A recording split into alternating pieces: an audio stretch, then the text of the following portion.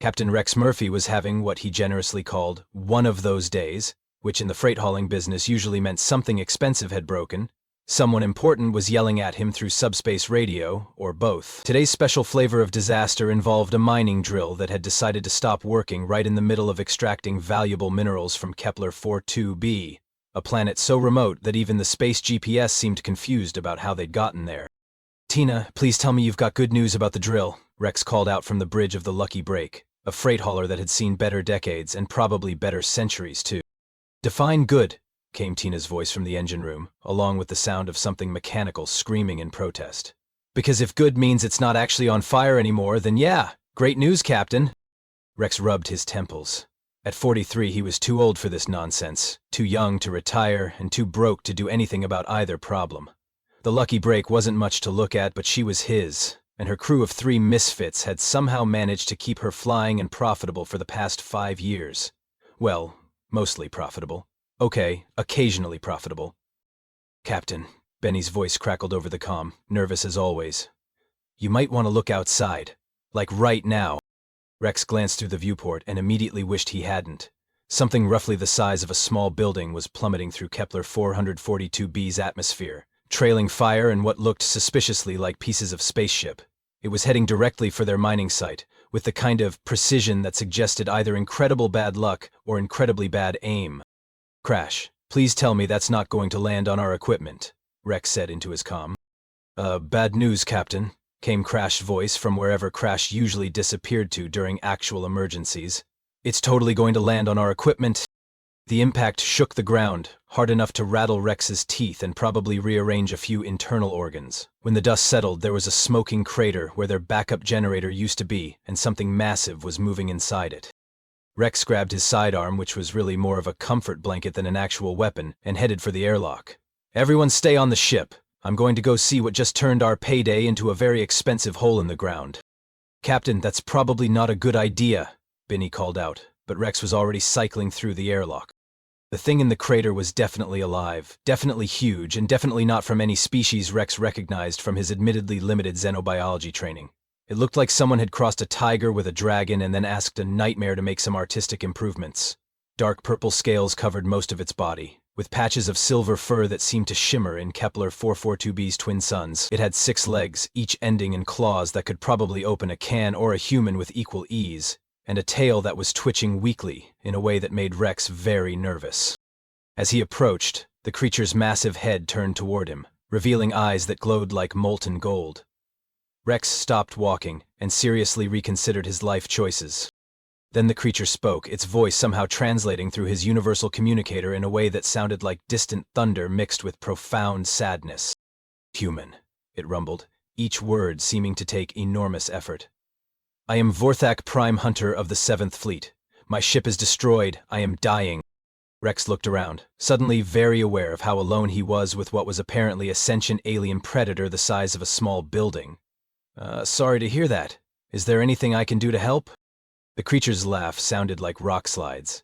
"Help? Yes. My cubs." With considerable effort, Vorthak lifted one massive paw to reveal 2 small forms huddled against her belly. They were about the size of house cats, covered in the same purple scales and silver fur as their mother, but somehow managing to look adorable instead of terrifying. "Take them," Vorthak continued, her voice growing weaker. "Raise them. They must survive." Rex stared at the 2 tiny aliens, who were looking up at him with the kind of innocent curiosity that usually preceded something getting broken, eaten, or both. "Look, I appreciate the confidence, but I'm really not qualified for alien childcare. Maybe there's someone else you could call, like Alien Social Services or something?" "No time." Vortak's breathing was becoming more labored. "You will do. Humans are adaptable, stubborn, good parents to strange children." "How would you even know that?" Rex asked, but Vorthak's eyes were already beginning to dim. "Promise me," she whispered. Rex looked at the 2 cubs, who had started making soft chirping sounds that somehow bypassed his brain and went straight to whatever part of him had once wanted kids before life got complicated. Against every rational thought in his head, he heard himself saying, "Okay, yeah, I promise." Vorthak's massive form went still, and Rex was suddenly alone with 2 alien cubs who were looking at him expectantly, as if waiting for him to figure out what came next. Well, he said to nobody in particular, how hard could it be? Famous last words, as it turned out. 20 minutes later, Rex stood in the Lucky Break's cargo bay, holding two alien cubs who seemed determined to explore every possible way to cause chaos in a confined space. The smaller one, which he'd already started thinking of as Fuzzy, had discovered that its tiny claws were perfectly designed for shredding upholstery. The larger one, Wuzzy, had figured out that its developing vocal cords could produce a sound somewhere between a fire alarm and nails on a chalkboard. Captain, what exactly are those? Tina emerged from the engine compartment, wiping grease from her hands with a rag that had given up on being cleaned sometime during the previous century. At 35, Tina could fix anything mechanical and break anything organic, which made her the perfect engineer and terrible babysitter. Peas, Rex said, trying to prevent Fuzzy from eating his shirt, are our new passengers. Their mother asked me to look after them. Their mother being the building-sized predator that just made a crater in our worksite? Tina raised an eyebrow that suggested she was reconsidering her life choices, specifically the choice to work for Rex. That's the one. Benny appeared from the medical bay, took one look at the cubs, and immediately started backing toward the nearest exit. At 28, he was the youngest member of the crew and had joined them fresh out of medical school, with dreams of frontier medicine and adventure. 3 years later, he'd learned that frontier medicine mostly involved treating Crash's various self-inflicted injuries, and adventure usually meant running from things that wanted to eat them. Captain, those look like baby apex predators, Benny said, his voice climbing toward the register usually reserved for announcing imminent doom. Baby being the key word there, Doc. How dangerous could they be? As if summoned by his question, Wuzzy opened its mouth and released a burp that somehow managed to melt a section of the cargo bay's metal floor. Apparently very dangerous, Tina observed, poking the new hole with her boot. Also, acidic. Where's Crash? Rex asked, looking around for their pilot. Probably hiding in the supply closet again, Tina said. He's been doing that more often since the incident with the space pirates. The space pirates ran away from us. Yeah, but they were really mean about it first. Crash emerged from what was indeed the supply closet, took one look at the cubs, and immediately tried to go back in. Unfortunately, Fuzzy had spotted him and made a sound that was probably supposed to be friendly but came out like a buzzsaw trying to purr. Nope, Crash said firmly. Absolutely not. I didn't sign up for alien daycare. None of us signed up for alien daycare, Rex pointed out. But here we are. At 41, Crash was technically the oldest member of the crew, though his approach to piloting suggested someone much younger and considerably more reckless. He'd earned his nickname honestly, having crashed 3 different ships before joining the Lucky Break. So far, he'd managed to keep their ship in one piece, mostly because Tina had installed what she called idiot-proof controls and what Crash called unnecessarily complicated safety features. Look, they're just babies, Rex continued, trying to sound more confident than he felt. How hard could it be to keep them fed and safe until we can figure out what to do with them? Wuzzy chose that moment to demonstrate exactly how hard it could be by somehow getting its head stuck in a ventilation grate while simultaneously tangling its tail in a bundle of power cables. The resulting light show was impressive, educational, and moderately terrifying. Okay, new plan, Tina announced, pulling Wuzzy free from the cables before it could electrocute itself or shut down life support. We baby-proof this ship, and we do it now. Baby-proof how? Benny asked, still maintaining a safe distance from the cubs. Cover everything sharp, hide everything valuable, and pray to whatever gods watch over idiots and freight haulers that we survive the next 24 hours. Fuzzy had somehow managed to open a supply crate and was now systematically destroying their emergency food rations, apparently under the impression that the packaging was more nutritious than the contents. What do they eat? Rex asked, watching a week's worth of protein bars disappear into Fuzzy's surprisingly capacious stomach. Everything, apparently, Crash observed from what he clearly considered a safe distance. Look, Captain, I'm all for helping out, but maybe we should call someone. Like the authorities, or the military, or anyone with actual experience dealing with alien offspring. The nearest authorities are 6 weeks away, Rex reminded him. By the time anyone gets here, these two will either be dead or have eaten the ship. Wuzzy had discovered the ship's intercom system, and was currently attempting to eat the microphone, producing feedback that sounded like the universe's most annoying orchestra tuning up. Okay, Tina said, rolling up her sleeves in a way that usually preceded either miraculous repairs or spectacular explosions. We're going to figure this out. How hard can it be to keep 2 baby aliens alive? You know, Benny said quietly, every time someone on this ship says, how hard can it be, Something expensive breaks. As if on cue, Fuzzy managed to activate the cargo bay's loading mechanism, which began trying to dump their remaining mining equipment out into space, while Wuzzy watched with what appeared to be scientific interest. "Emergency shutdown!" Rex yelled, lunging for the control panel while Tina dove for Fuzzy and Crash ran in circles making distressed noises. "Got it," Tina called out, scooping up Fuzzy, who immediately began chewing on her hair with apparent delight. Rex managed to stop the loading mechanism just before it ejected their most expensive piece of mining equipment, while Benny helped untangle Wuzzy from what was left of the intercom system. "Okay," Rex said, slightly out of breath and reconsidering several major life decisions. "New rule, nobody says how hard can it be anymore." "Agreed," the crew said in unison, while Fuzzy and Wuzzy looked around with the satisfied expressions of creatures who had just discovered exactly how much fun destruction could be. 6 months later, Rex had developed what Benny professionally diagnosed as chronic stress-induced eye twitching, and what Tina more accurately called the look of a man who's been outsmarted by toddlers with acid breath and opposable thumbs.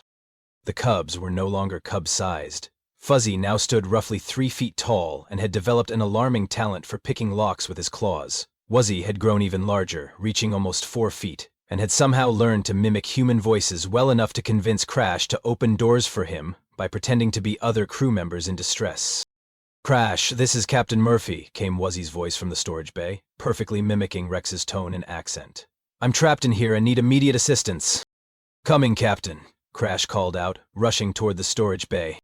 "Don't open that door," Rex yelled from the bridge. "I'm right here," and Wuzzy figured out how to work the food synthesizer again.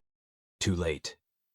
The storage bay door slid open, revealing Wuzzy sitting proudly next to what had once been 3 weeks' worth of emergency rations, and was now a mountain of wrapper-free nutrition bars, arranged in what looked suspiciously like a fort. "How does he keep doing that?" Crash asked, staring at the destruction with the weary acceptance of a man who had given up trying to understand the universe. "Intelligence," Benny said, consulting his tablet where he'd been keeping detailed notes on the cub's development. "According to my observations, they're approximately as smart as human 8-year-olds, but with the physical capabilities of apex predators, and apparently no concept of personal property. Or consequences," Tina added, emerging from the engine room with Fuzzy riding on her shoulders like the world's most dangerous parrot. "Found this one, rewiring the navigation computer. Again." "Did he break anything important this time?" Rex asked, though his tone suggested he was preparing for bad news. "Define important," Tina said. "The good news is the ship will still fly. The bad news is our autopilot now only responds to voice commands in what I think is ancient Vorthak poetry." Rex stared at her. "How could you possibly know that?" "Because when I tried to engage autopilot, the computer recited something that sounded really profound, and then started plotting a course to the nearest star." Fuzzy seemed proud of himself. As if summoned by his name, Fuzzy chirped something that the universal translator rendered as, "The void calls to those who dance between the twin moons of destiny." "See?" Tina said. "Definitely poetry. Probably ancient. Possibly heretical." The past 6 months had been a masterclass in creative problem-solving. They'd tried everything to manage the cubs. Child locks, which the cubs had learned to pick within hours. Timeouts, which the cubs had used as opportunities to plan more elaborate mischief. And bribery, which had worked until the cubs figured out they could get treats faster by causing the exact problems they were being bribed to prevent. "Remember when our biggest problem was broken mining equipment?" Crash asked wistfully. "I miss those days," Benny agreed. "Broken equipment doesn't learn from its mistakes and then teach those mistakes to its sibling."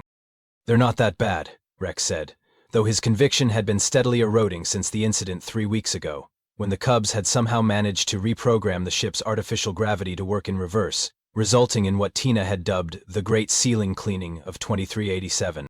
"Captain," Benny said carefully, "yesterday I caught Wuzzy reading my medical textbooks. Not chewing on them, not playing with them, reading them, and taking notes." "Notes on what?" "Pressure points, apparently. I'm pretty sure he's planning something." As if to prove Benny's point, Wuzzy appeared in the doorway and made a complex series of chirps and growls that the translator interpreted as the healing knowledge flows through the understanding of weakness points in the meat structure. "Okay, that's definitely planning something," Rex admitted. "The real problem," Tina said, gently removing Fuzzy from her shoulders before he could start grooming her hair again, "is that they're getting too big for the ship, and too smart for our security measures, and too strong for our restraints." She was right. The lucky break had been designed to haul cargo, not serve as a nursery for rapidly growing alien predators. They'd already had to reinforce half the bulkheads, after Woozy had accidentally put his paw through a wall while trying to catch what he thought was a particularly interesting shadow. "What do you suggest?" Rex asked. "Bigger ship?" Crash suggested hopefully. "With what money?" Tana shot back. "We haven't been able to take a paying job in months because we can't leave them alone and we can't bring them with us." "What about training?" Bunny suggested. "I mean, they're clearly intelligent. Maybe we can teach them some boundaries." Rex looked at the Cubs, who were currently engaged in what appeared to be a serious discussion about the structural integrity of the cargo bay doors. "We've been trying to train them for 6 months. The only thing they've learned is how to be more efficiently destructive." "That's not entirely true," Tina said thoughtfully. "Remember last week when you were sick with that fever?" Rex did remember. He'd been laid up in his bunk for 3 days with some kind of alien flu he'd picked up on their last supply run. "What about it?" "Maybe brought you soup," Tina continued. "Granted, it was soup they'd stolen from our emergency supplies and heated up by breathing on it until it was warm, but the intent was there." "And they did stay with you the whole time," Benny added. "Fuzzy even learned to operate the medical scanner, to monitor your temperature." "Plus they only destroyed 2 minor systems while you were recovering," Crash pointed out. "That's practically a record for restraint." Rex considered this. It was true that the Cubs had shown unexpected moments of what could generously be called consideration. When Crash had injured his hand last month, Wuzzy had carefully carried him to the medical bay, only accidentally breaking one door frame in the process. And there was the time Fuzzy had somehow figured out that Tina's favorite wrench was missing, and had spent an entire day searching the ship until he found it, wedged behind a cooling unit. "You think they actually care about us?" Rex asked.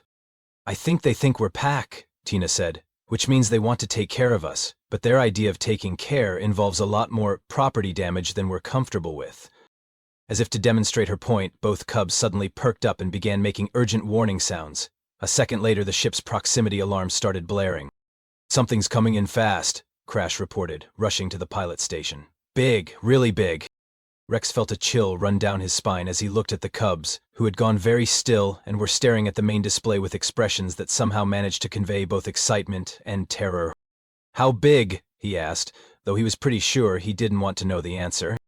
"Remember that building-sized predator that crash landed here 6 months ago?" Crash called out from the pilot station, his voice climbing toward panic territory. "Well, this one's about 10 times bigger, and it's not crash landing. It's landing very deliberately and very precisely, right next to our mining site." Rex felt his stomach perform what could generously be called aerobatics. "Please tell me that's not what I think it is." "If you think it's Mama coming home to check on her babies," Tina said, watching the sensor readings with the expression of someone calculating exactly how fast they could run, "then yeah, that's exactly what it is." But something strange was happening. Instead of the panic Rex expected to feel, he found himself looking at Fuzzy and Wuzzy, who had positioned themselves between the crew and the main display. Their body language was protective, alert but not aggressive. Fuzzy was making soft, reassuring chirps, while Wuzzy had begun what sounded like a complex series of vocalizations that the universal translator was rendering as elaborate poetry about family honor and successful child-rearing. "Wait," Benny said, studying his tablet readings. "Their stress indicators aren't spiking. They're not afraid." "Should we be relieved or terrified by that?" Crash asked. "Both," Rex said decisively.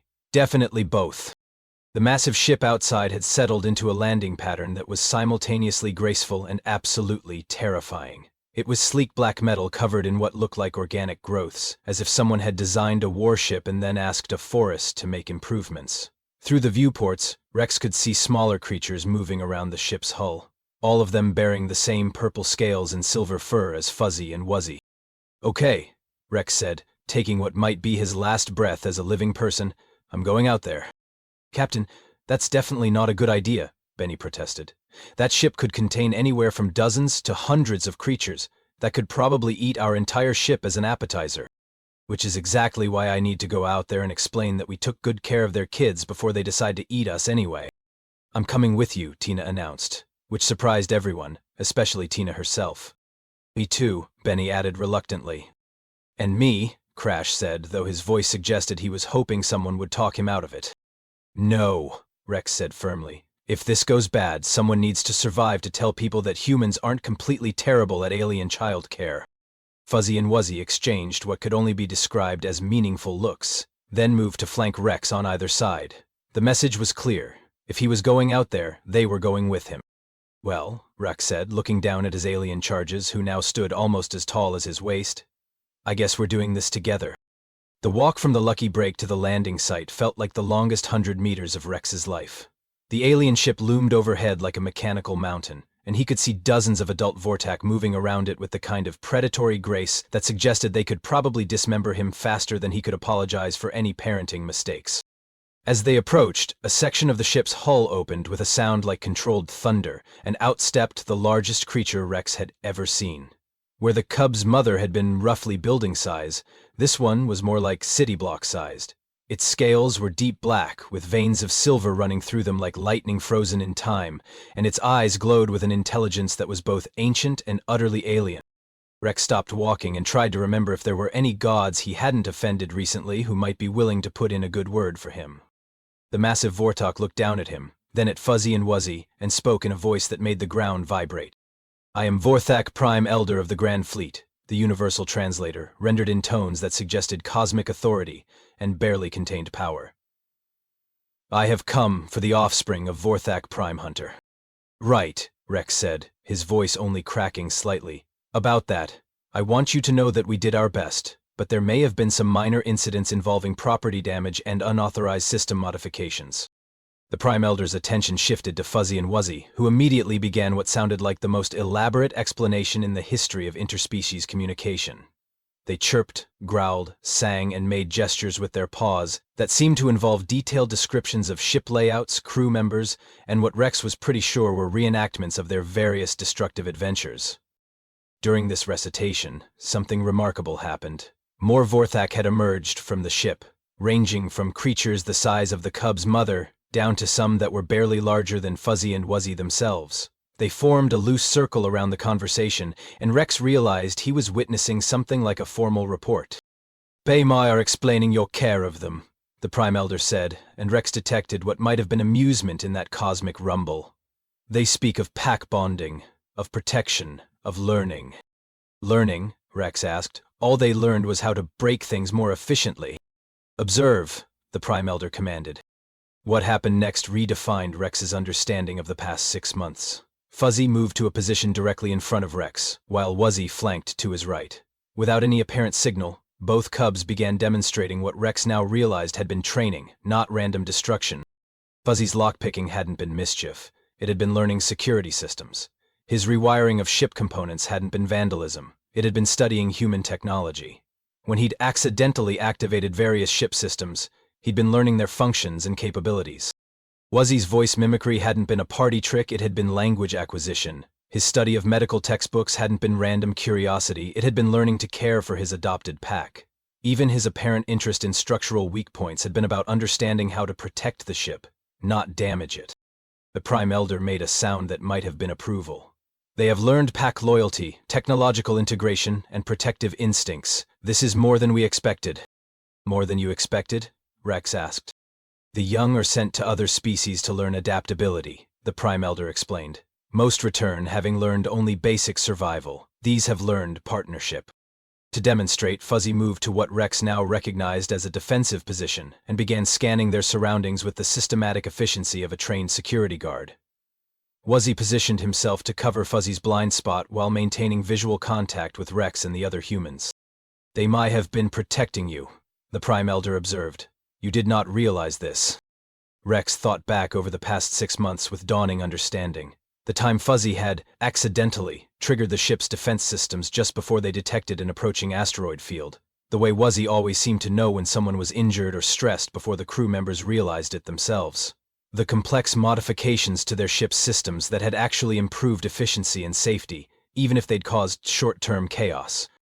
"They weren't just learning from us," Rex said slowly. "They were learning to take care of us." "Pack behavior," the Prime Elder confirmed. "They have chosen you as family. This is unprecedented." More adult Vorthak had approached during the conversation, and Rex realized they were studying him and his crew with intense curiosity. These weren't just parents checking on their children, these were researchers observing a successful first contact. "So," Rex said, trying to process the implications, "what happens now? Do you take them back with you?" The Prime Elder made that sound that might have been amusement again. That choice is not ours to make. The young have bonded. The question is whether their pack wishes them to stay. Rex looked down at Fuzzy and Wuzzy, who were watching him with expressions that somehow managed to convey both hope and acceptance. These weren't just alien cubs he'd been babysitting. They were family members who had been trying to take care of their adopted pack the only way they knew how. Of course they're staying, he heard himself say. They're part of the crew now. The sound that rose from the assembled Vorthak was unlike anything Rex had ever heard. It started as a low rumble and built into something that was part celebration, part song, and part earthquake. Then, the Prime Elder announced, we must discuss terms. The word terms, delivered by a creature the size of a city block in a voice that could probably trigger seismic activity on nearby planets, had a way of focusing Rex's attention in ways that years of freight hauling emergencies never had. He was suddenly very aware of being surrounded by dozens of apex predators who could probably use his ship as dental floss. Terms, Rex repeated carefully, trying to sound like someone who regularly negotiated with cosmic-level alien intelligences instead of someone who usually argued with automated toll booths. What kind of terms? The offspring have bonded with your pack, the Prime Elder said, gesturing with one massive claw toward where Fuzzy and Wuzzy were still maintaining their protective positions. This creates obligation. Obligations? Tina muttered over the comm from the ship, where she was presumably watching through the external cameras and probably calculating their odds of survival. Why is it always obligations? The Prime Elder's attention shifted slightly, and Rex realized the massive alien had heard Tina's comment. Your pack speaks freely. This is good. Truth-sharing strengthens bonds. Yeah, we're big on truth-sharing, Rex said. Sometimes more than we probably should be. What followed was the most surreal parenting conference in human history. The Prime Elder explained that Vorthak young were traditionally sent to other species for what roughly translated as adaptive education, but the results were usually limited to basic survival skills and rudimentary interspecies communication. Fuzzy and Wuzzy had achieved something unprecedented. They had learned to integrate with an alien pack while maintaining their essential Vorthak nature. This suggests, the Prime Elder continued, that humans possess unusual compatibility with Vorthak developmental patterns. Compatibility, Benny's voice crackled over the comm, pitched high with nervousness. Are you saying we're naturally good at raising alien superpredators? Not naturally, the Prime Elder clarified, and Rex swore he could detect amusement in that cosmic rumble. Through adaptation, patience, and what your species calls stubborn refusal to give up. That does sound like us, Crash admitted over the comm. The negotiation that followed was unlike anything Rex had experienced in 20 years of freight hauling. The Vorthak, it turned out, were a species that valued practical results over formal protocols. They didn't care about diplomatic credentials or official authorization. They cared that Rex and his crew had kept 2 young Vorthak alive, healthy, and properly socialized for 6 months without anyone getting eaten. The traditional arrangement, the Prime Elder explained, involves payment for successful child-rearing services. Payment? Rex asked, trying not to sound too hopeful. The Lucky Break's financial situation could generously be described as catastrophic, and their recent inability to take paying jobs had not improved matters. Standard compensation for successful offspring integration is 1,000 standard credits per young per month, the Prime Elder said casually. Rex did some quick math and nearly fell over. 12,000 credits for 6 months of what he'd thought was the most expensive babysitting job in the galaxy suddenly sounded like the best business deal he'd ever stumbled into.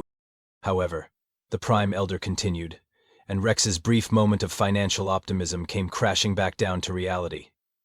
The offspring have requested to remain with your pack, permanently. Permanently. Rex looked down at Fuzzy and Wuzzy, who were watching him with expressions that somehow managed to convey both hope and complete confidence that he would make the right decision. What would that mean exactly? It means, said a new voice, that you become the first official human Vorthak diplomatic family. Rex turned to see another alien approaching, this one smaller than the Prime Elder, but somehow radiating even more authority. Its scales were deep silver with patterns of gold, and its eyes held the kind of intelligence that suggested it had been watching this entire conversation unfold exactly as planned. I am Vorthak, Chief Navigator of Interspecies Relations, the Universal Translator rendered in tones that suggested cosmic paperwork and bureaucratic authority that transcended species barriers. What has occurred here represents a successful first contact protocol. First contact protocol? Tina's voice over the comm was reaching what Benny would probably classify as dangerous stress levels. "We've been conducting first contact for 6 months and nobody told us?"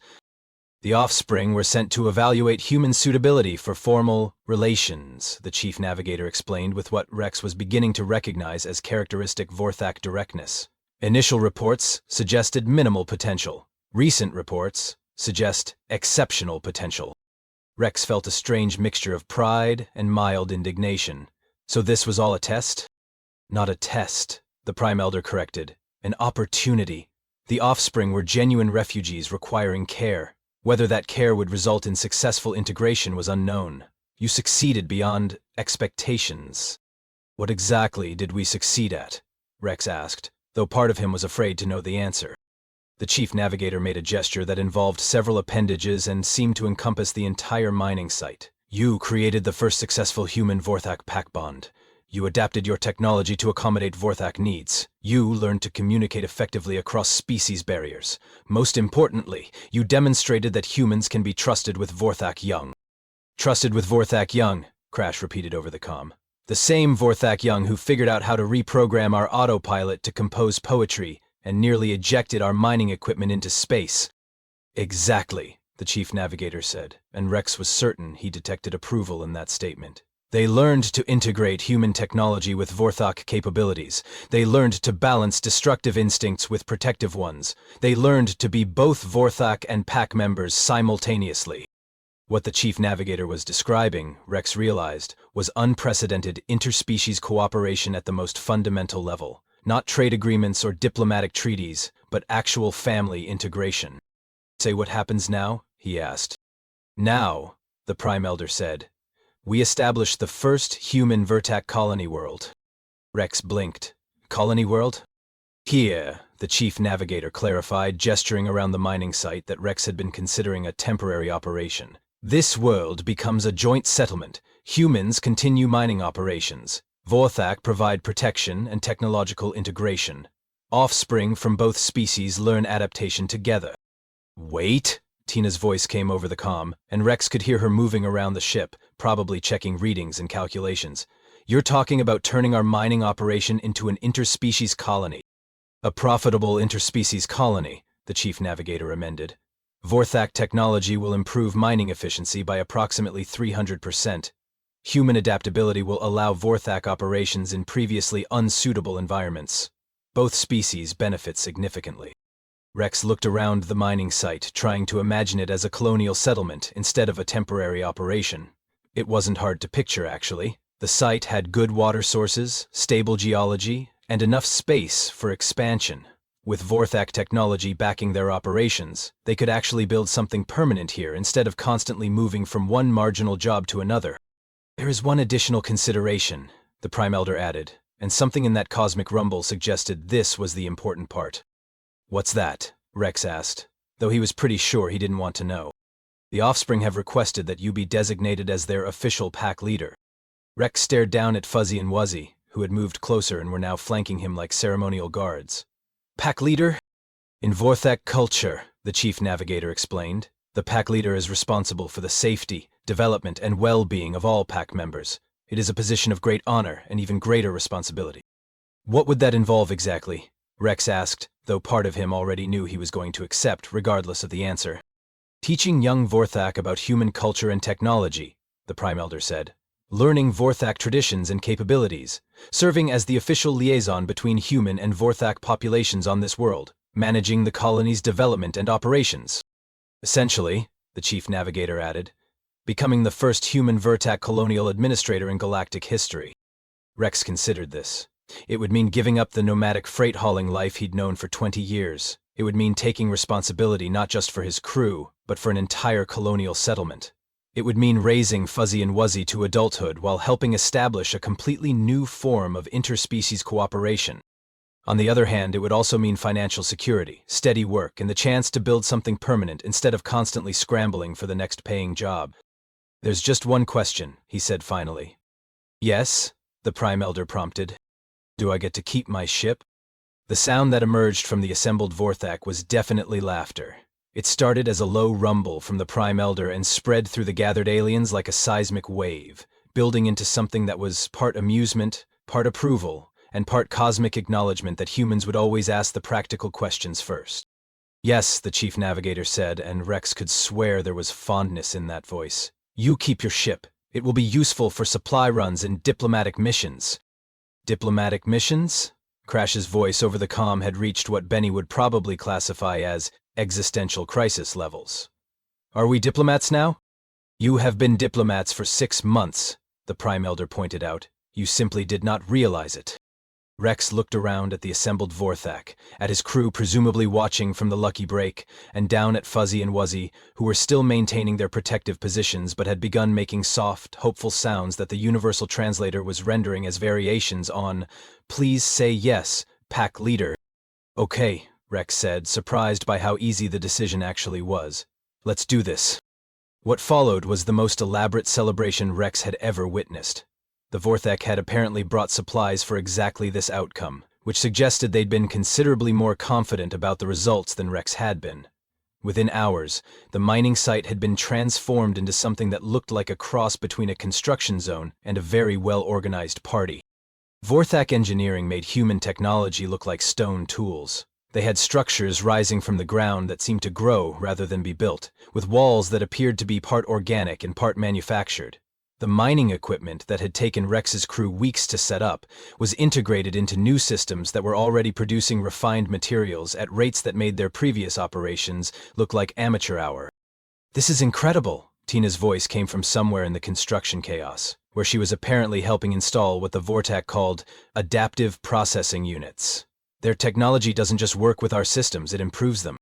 How much improvement are we talking about? Rex asked, watching Fuzzy supervise the installation of what appeared to be a crystalline structure that was somehow both a communication array and a decorative fountain.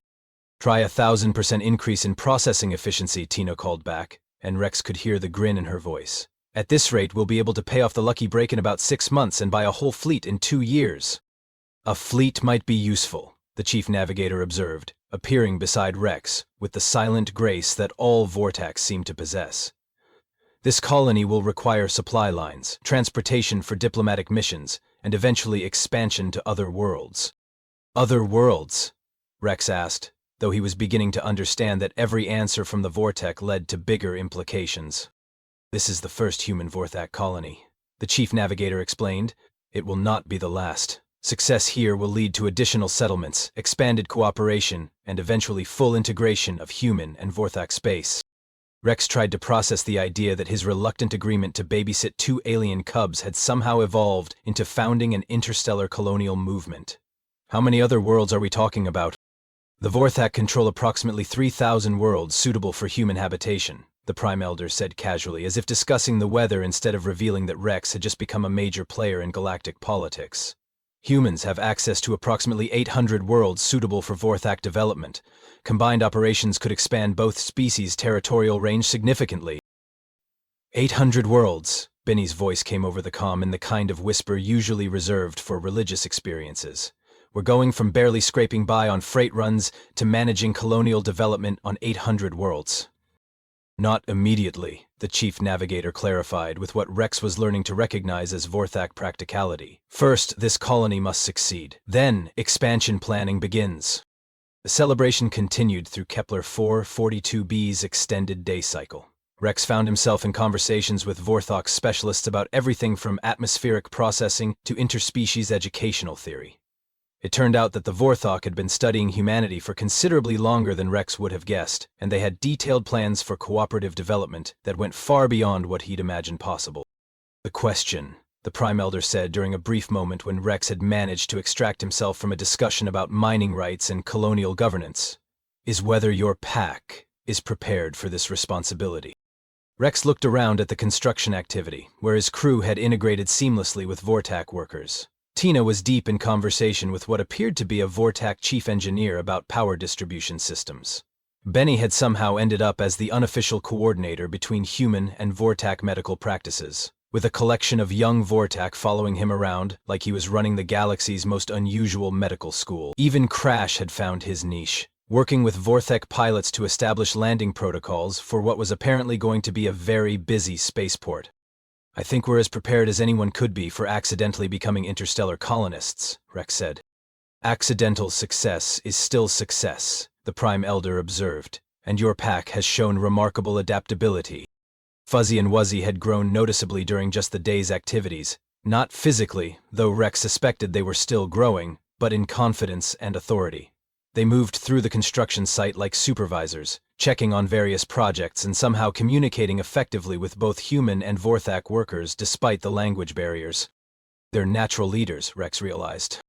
Pack behavior, the Chief Navigator confirmed. They learned leadership from you, adapted it to Vorthak social structures, and are now teaching it to others.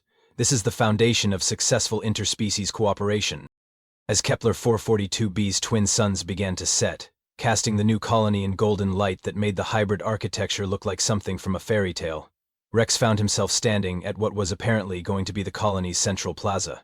The Lucky Break sat in a place of honor, connected to the new structures by walkways that suggested she would be both home base and working ship for years to come. So, he said to Fuzzy and Wuzzy, who had taken up their customary positions flanking him, any regrets about choosing humans as your pack? Fuzzy chirped something that the universal translator rendered as, the pack leader worries unnecessarily about pack satisfaction. The pack is strong. Wuzzy added what came out as, also, human food preparation techniques are superior to raw nutrition absorption, and the ship's entertainment database contains fascinating historical documents about something called cartoon. Cartoons, Rex repeated. Of all the things to appreciate about human culture, you picked cartoons. Educational entertainment serves important pack bonding functions, Wuzzy explained solemnly, which somehow made it even funnier.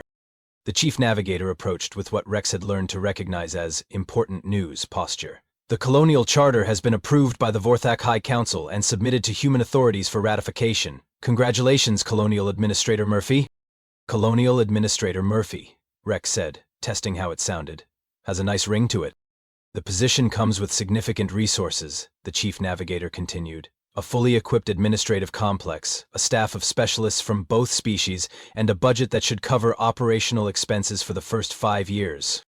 What happens after 5 years? Rex asked. If the colony succeeds, it becomes self-sustaining and begins expansion operations, the Prime Elder explained. If it fails, both species learn valuable lessons for future attempts. No pressure then. Tina's voice came from nearby, where she was apparently eavesdropping while pretending to calibrate something important, looking. Actually, the Chief Navigator said, there is considerable pressure. This colony's success will determine the pace and scope of human Vorthak integration for the next several centuries. The decisions you make here will affect millions of beings from both species. Rex considered this responsibility, then looked around at his crew, at the Vorthak who were already treating the humans like family, and at Fuzzy and Wuzzy who had somehow grown from destructive alien toddlers into diplomatic bridges between species. Well, he said finally, it can't be any harder than keeping these two from destroying the ship for 6 months. The sound of Vorthak laughter echoing across the new colony suggested that his alien partners found this assessment both accurate and reassuring. Famous last words, Crash muttered over the comm, but he was laughing too. As the stars appeared over Kepler 42b, Rex realized that he was no longer Captain Rex Murphy of the independent freight hauler Lucky Break. He was Colonial Administrator Rex Murphy of the first human Vorthak settlement, responsible for managing an operation that would determine the future relationship between two species across thousands of worlds. It had all started with a dying alien asking him to babysit her cubs. How hard could it be? He said quietly to himself, then immediately winced at his own words. Fizzy and Wuzzy looked up at him with expressions that somehow managed to convey both affection and anticipation for whatever chaos tomorrow would bring. And somehow, Rex found himself looking forward to finding out.